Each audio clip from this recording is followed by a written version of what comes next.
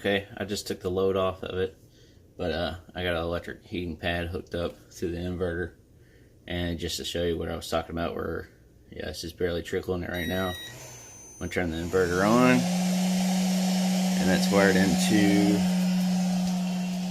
a heating pad I'm using on my plants. So you can see right there, on 120 volts, 50 watts, being pulled through the inverter. And now our charge controller has jumped to where we're putting in. Now we're almost at 3 amps, 40 watts of power, and that's coming from the charge controller. So when I put a load onto it, even on this winter day, we're getting almost 40 watts replenished back into it.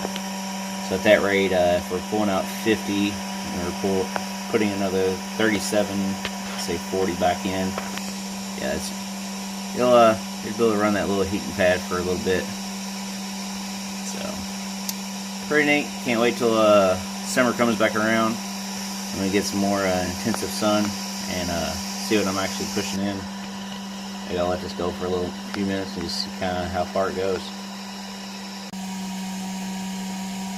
Okay, you can see it says the current and the power right now are at 0, and that's because I pulled where the solar panels hook into the charge controller. I pulled it out. Now I'm gonna plug it back in. I was gonna let it run down for a little bit, but I don't have a lot of time right now.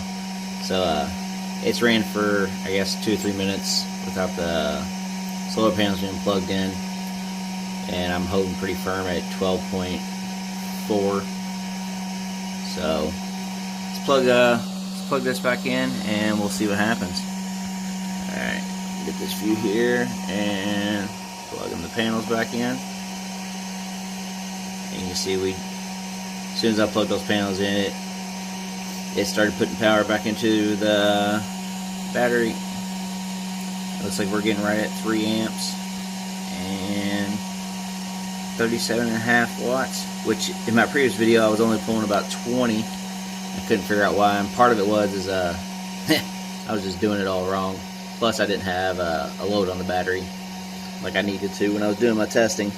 So this little doodad keeps me from screwing up, and I don't have to do the math of the amps and the volts and all that stuff. It does it all for you.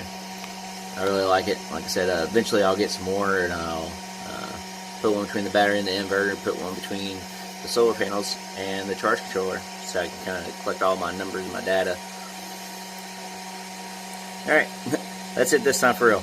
Have a good one. Like, share, and subscribe, and talk to you later.